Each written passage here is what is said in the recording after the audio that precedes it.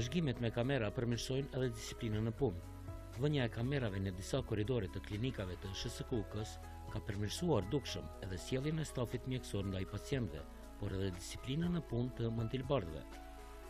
Vënien e kamerave në disa reparte e kanë përshëndetur edhe sindikata e punëtorëve të SHKUK-s, e cila thotë se përkrah menaxhmenti në vënien e ndëshkimeve disiplinore. Po anën tjetër, këto mosa duhet të kenë edhe anën tjetër, pra anën e shpërblimeve për personel. Realisht, për në aspektin e sigurisë dhe marrëvajtjes në punë, edhe ne si organizatë sindikale kemi qenë dhe jemi për vendosje të rregullave strikte, bazuar në ligje pozitive dhe në kontratën kolektive sektoriale. Kështu që e kemi pranuar se diçka që i kontribon rregullit.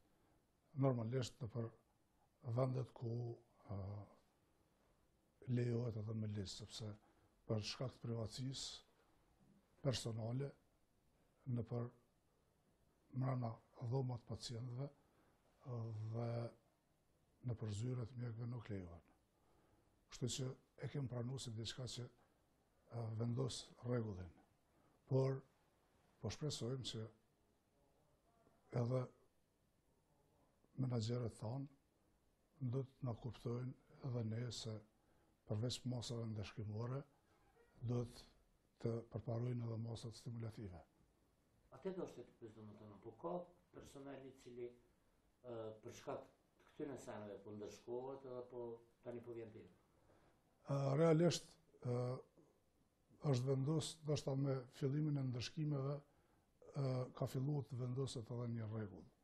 Pavarësisht se ata gjithmonë të parë që i kanë marrë ndëshkimet mund të jenë ndëshkime edhe të tepruara, sepse me ligj ose ligji e jep pak më ndryshe. Ty tërhiqet vërejtja i herë, 2 herë, 3 herë në komision disciplinor dhe pastaj vendosen sanksionet ligjore që janë të parashikuara me ligj ose në analizit.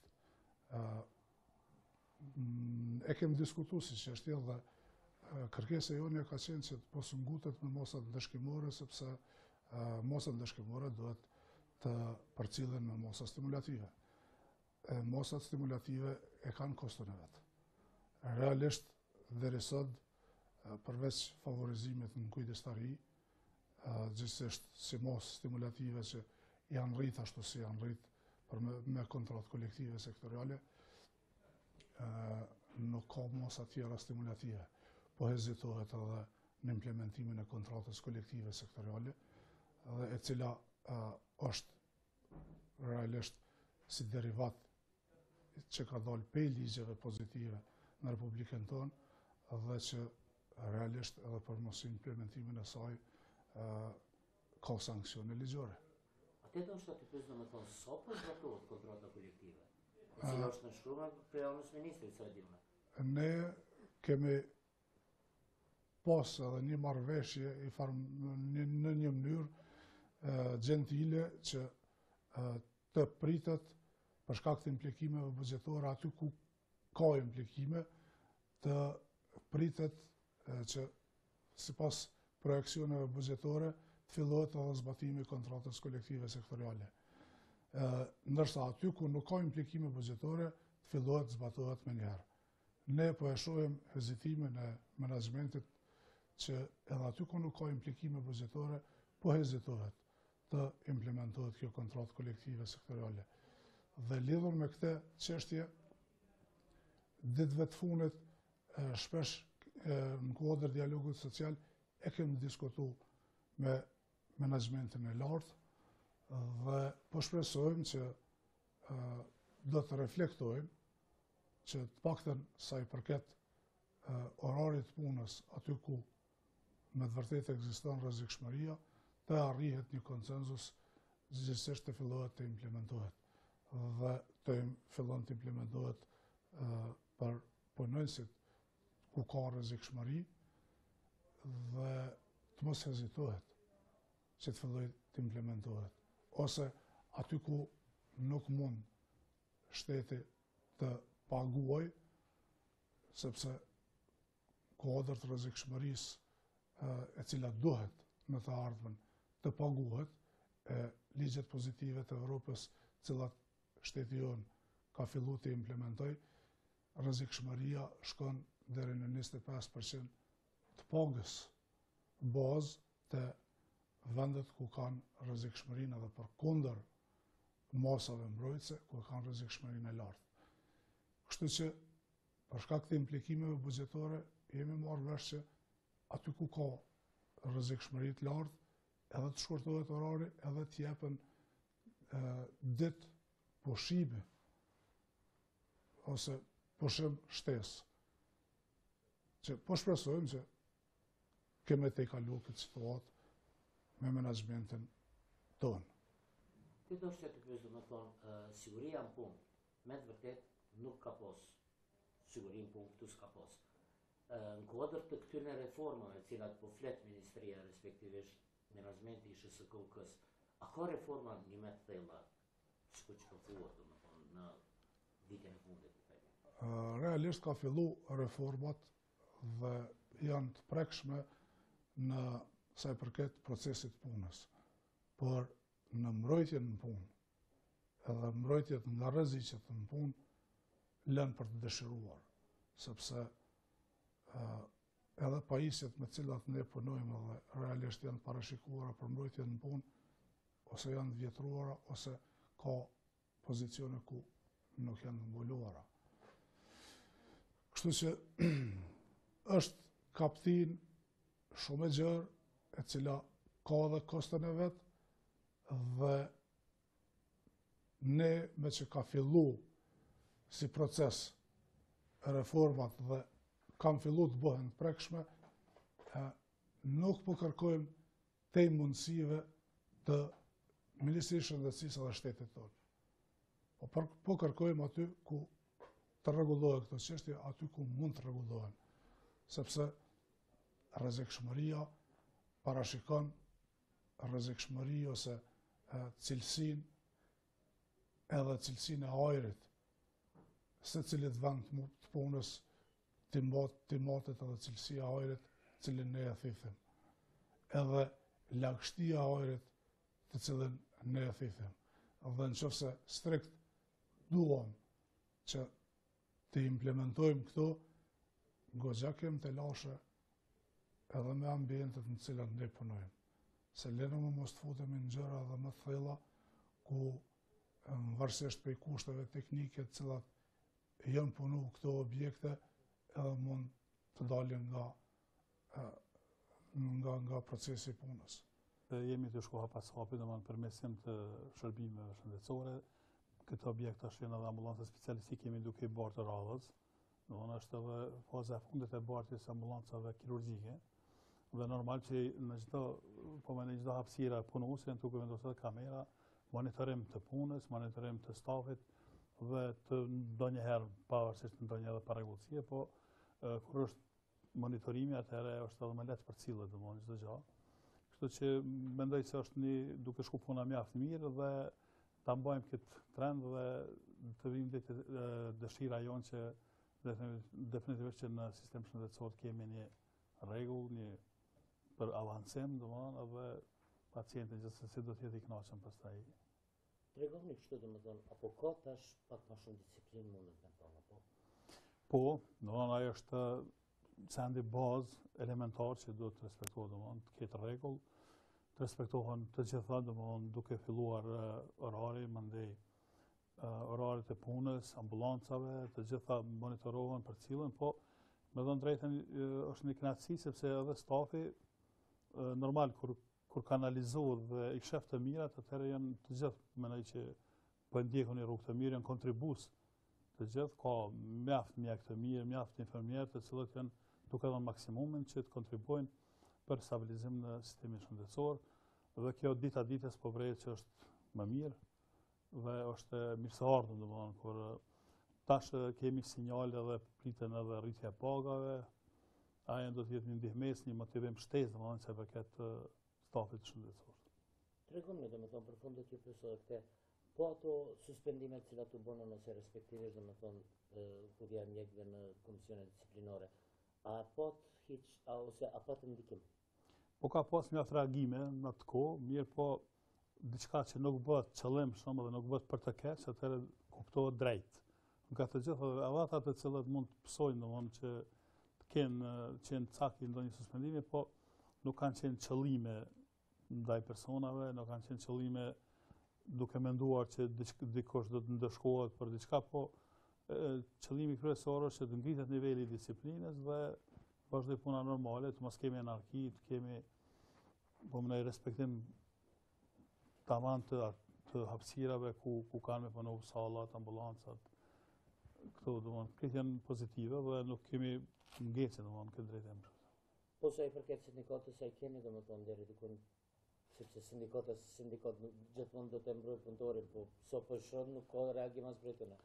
Mirë me sindikatën, po ne jemi mirë, qëndrojmë, komunikojmë, qëllimi është i njëjtë, domethënë, edhe menaxhmenti, po edhe sindikata qëllimin e ka që të mbrojë të drejtat e stafit, punëtorëve, njëkohësisht mbrohen edhe të drejtat e pacientëve, duke ngritur nivelin e shërbimeve, duke mbrojtur stafin, duke avancuar me të gjitha, edhe rrezikshmërinë në punë, edhe pagesat, sindikata ka bërë një luftë të drejtë dhe të mirë, nuk kemi diçka mos marrëveshje se përket me sindikata. Për fund a keni diçka më shtunë, ndoshta diçka që të pyeta, lidhur me reformat që do të bëhen? Po reforma, më them, jemi të vënë të gjitha drejtimet.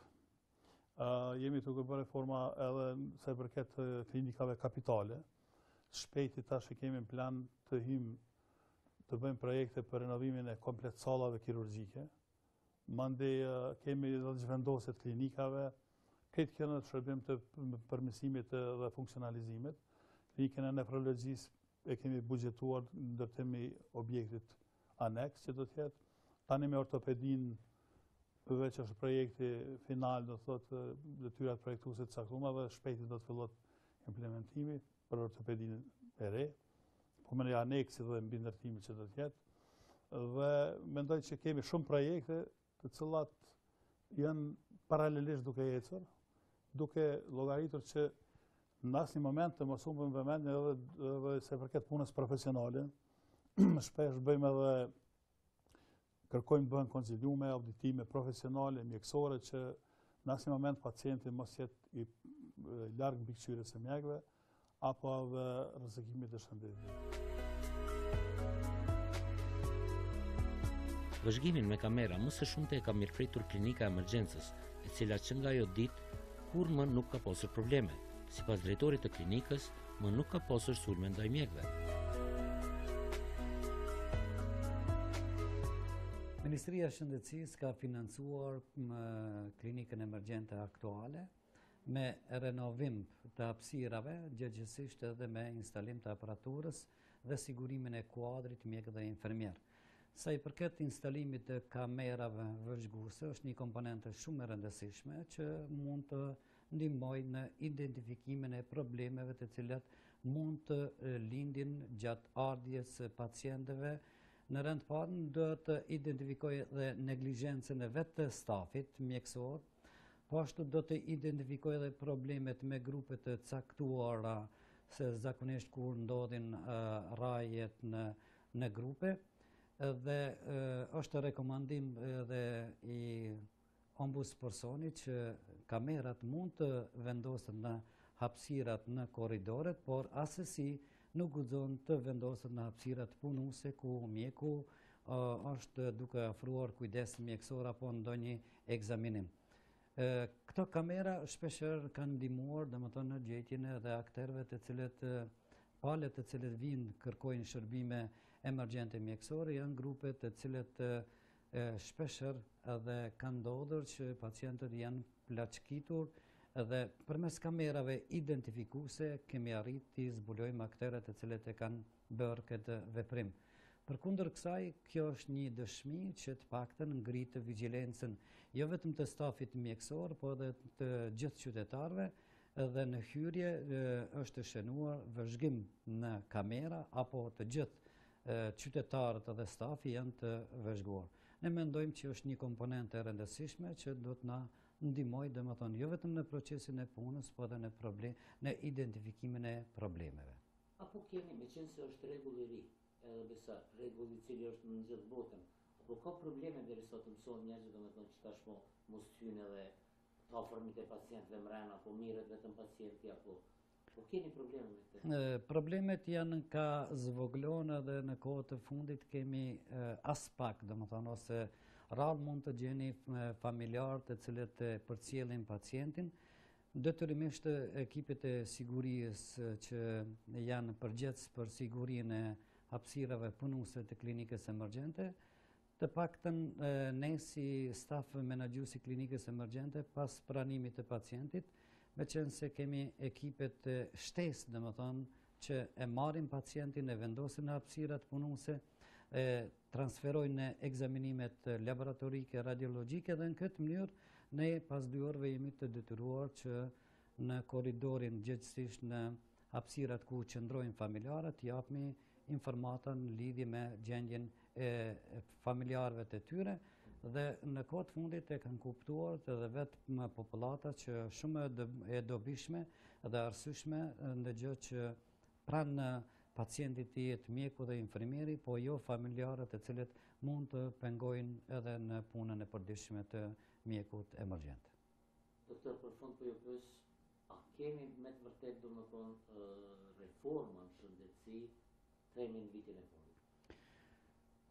Ne po gjithmonë kemi menduar që 20 vite do të bëjmë reforma në shëndetësi, po këto reforma duhet të jenë radikale për me mendimin tim. Në qoftë se dojmë shëndetësi të mirëfillt, në qoftë se ne dojmë që qytetari jonë të trajtohet prej fillimit deri në mbarim, kërkon domethënë jo vetëm angazhimin e Ministrisë së Shëndetësisë, po gjitha strukturat e qeverisë njëherë përgjithmonë që shëndetësia në këtë vit dhe në vitin e ardhshëm të jetë top I prioriteteve dhe ngritja në mekanizmave shëndetësor për ato degë të cilat na mungojnë. Pa respektimin e ligjit të shëndetësisë, ligjit të kujdesit emergjent mjekësor dhe pa respektimin e udhëzimeve dhe rregulloreve ne nuk mund të pretendojmë për reforma radikale. Në qoftë se nuk respektohen ligjet aktuale të cilat janë në fuqi, këto reforma do të mbesin vetëm në letër. Ka fillu reformat dhe janë të prekshme në sa I përket procesit punës, por në mbrojtjen në punë edhe mbrojtjet nga rreziqet në punë lënë për të dëshiruar, sepse edhe pajisjet me cilat ne punojmë dhe realisht janë parashikuara për mbrojtjen në punë, ose janë vjetruara, ose ka pozicione ku nuk janë mbuluara. Kështu që është kaptin shumë e gjerë, e cila ka dhe kostën e vetë, dhe ne me që ka fillu si proces reformat dhe kam fillu të bëhen të prekshme, nuk po kërkojmë te mundësive të Ministrisë Shëndetësisë dhe shtetit tonë. Po kërkojmë aty ku të rregullohen këto çështje, aty ku mund të rregullohen, sepse rrezikshmëria parashikon rrezikshmëri ose cilësinë edhe cilësinë e ajrit, secilit vend të punës të matet edhe cilësia e ajrit, cilin ne e thithim, edhe lagështia e ajrit të cilën ne e thithim. Dhe nëse strikt duam që të implementojmë këto, goxha kem të lashe edhe me ambientet në cilat ne punojmë. Se lene më mos të futemi në gjëra dhe më thella, ku varësisht prej kushteve teknike të cilat janë punu këto objekte, edhe mund të dalin nga procesi punës. Tregoni sa I përket ligjit pagave, a jeni të bindur se prej janarit do t'ja nis me zbatim? Ne po shpresojmë që politikbërësit tanë e kanë kuptuar situatën në të cilën ndodhet shëndetësia. Edhe realisht si organizatë sindikale kemë punu shumë, sidomos 2 vitet e fundit, në këtë çështje dhe në sensibilizimin e saj kemë arrit të kuptojmë nga feedback ose kthimi reflektimi i politikajve që kanë fillu me e marrë seriozisht problemin e shëndetësisë si çështje në vete. Dhe po shpresojmë që këta politikaj dhe deputetët përfaqësuesit e popullit në përkrahjen që e kemë siguru nga lobimi me ta dhe nga realisht tregimi i problemeve, kallëzimi për problemet e përditshmërisë, të cilët po shpresojmë që na kanë kuptuar drejt. Dhe po shpresojmë që nuk kanë me shty më këtë çështje, kanë me votu ligjin mbi pagat sipas kërkesave tona, ku janë përfshirë gjithë punonësit shëndetësor, duke filluar nga mjekët specialist e infermierët deri te secili punëtor, punonës që është në shërbim të shëndetësisë. Pra, edhe stafi teknik i cili merret me riparimet e pajisjeve tona, gjithsesi shërbimet teknike, edhe normalisht edhe administrata e cila është në shërbimin tonë, duke përfshirë gjithë punonësit shëndetësor. Po shpresojmë që ky seriozitet edhe ne realisht e kemi marrë si deri diku në punë të kryer, sepse në parlament ka kaluar edhe në leximin e parë. E ka dhënë verdiktin e vet edhe komisioni parlamentar sipas kërkesave që i kemi bënë ne si organizatë sindikale. Po shpresojmë shumë që edhe përkundër lobuesve të mëdhaj, ligji mbi pagat do të merr miratimin e vet nga parlamenti. A qëndrojnë disa të thamë se infermierët dhe punëtorë teknik domethënë nuk janë të kënaqur me përcaktimin e koeficientit për ta? Realisht ne kemi pas kontradita, kemi dhe aso kontradita, por ne si organizatë sindikale jemi munu me i përfaqësu denjësisht të gjithë shërbyesit në sistemin shëndetësor. Dhe për gjithë këtë proces në cilin kemi qenë të involvuar, besoj që kemi arrit që edhe përkundër interferimeve nga jashtë, edhe përkundër interferimeve në ligjin mbi pagat, sepse ligji mbi pagat i përfshin gjithë punonësit në sektorin publik, gjithë punonësit e shtetit tonë.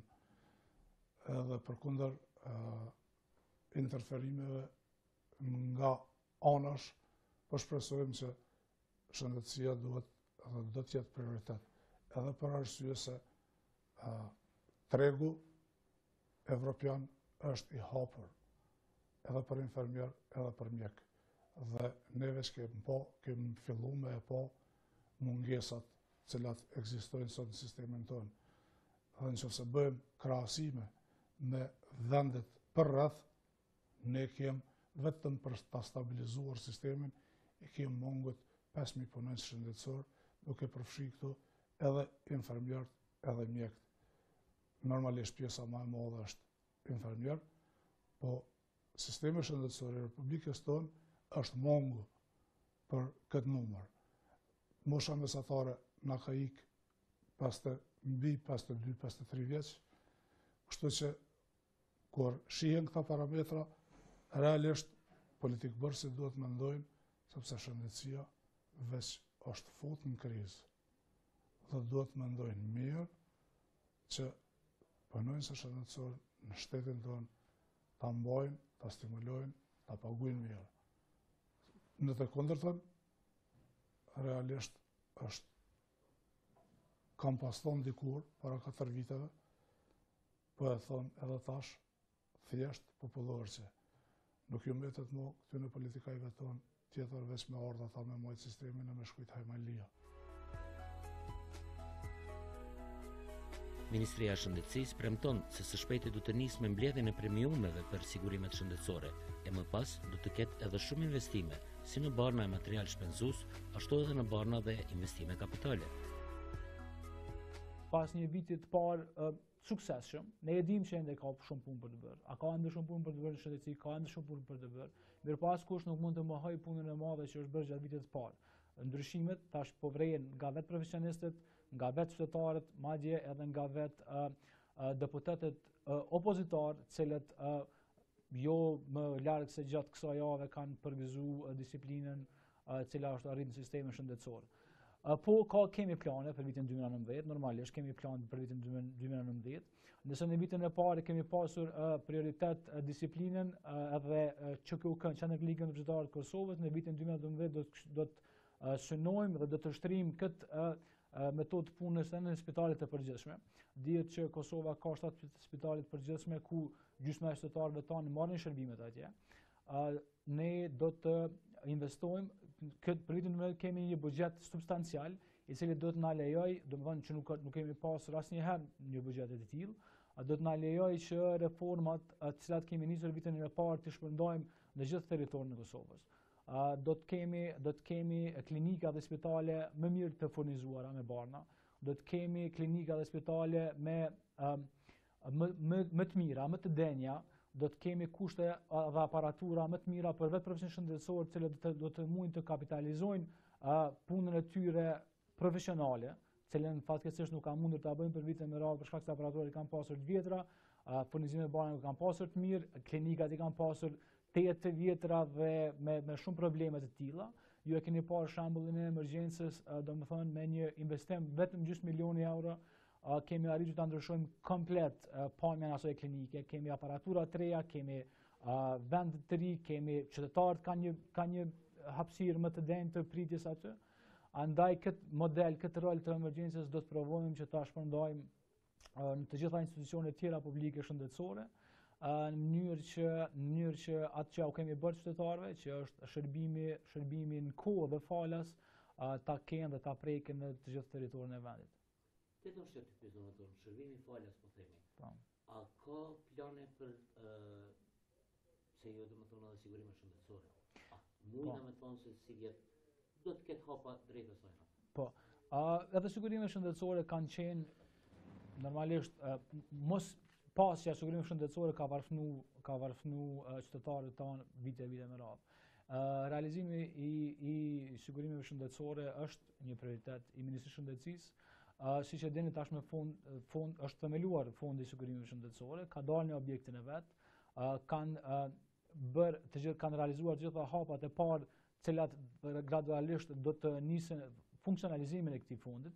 Në vitin 2019, ashtu siç ka thënë dhe vetë ministri Ismaili, do të nis faza e parë e mbledhjes të premiumeve, cila pastaj do të rezultojë edhe me vetë fillimin e sigurimit shëndetësor. Normalisht është një projekt i madh, një projekt i madh, i cili nuk ose ka pasur fare pak arritje për vite me radhë, edhe të gjitha hapat që do të bëhen do të jenë hapa ndoshta të ngadalshëm por të sigurt, në mënyrë që mos të hyhet në një projekt kaq të madh dhe pastaj të mbeten të, mirë po do të analizohen dhe do të projektohen të gjitha hapat në mënyrë shumë të sigurt, në mënyrë që kur të nisim me to, të jemi të sigurt se ai projekt do të funksionojë. Fondi i sigurimeve shëndetësore aktualisht është duke udhëhequr nga një person me shumë kompetencë, i cili e din se çfarë është duke bërë, i din punët e tina, i din hapat të cilat do të ndjek për të realizuar këtë projekt në mënyrë më të mirë të mundshme, andaj do të ketë edhe bashkëpunimin e plot normalisht ministri, fond, në mënyrë që ky projekt të realizohet sa më shpejt, dhe të jetë një mburojë qytetarëve tonë që ata të mos varfrohen më si mungesë e sigurimit shëndetësor. Nga fillimi i vitit të ardhshëm do të nisë mbledhja premiumeve për sigurimet shëndetësore në Kosovë. Me të hollat e mbledhura pritet edhe ndryshime për të mirë në sistemin shëndetësor, por edhe reforma thelbësore në ligjin për shëndetësi dhe farmaci.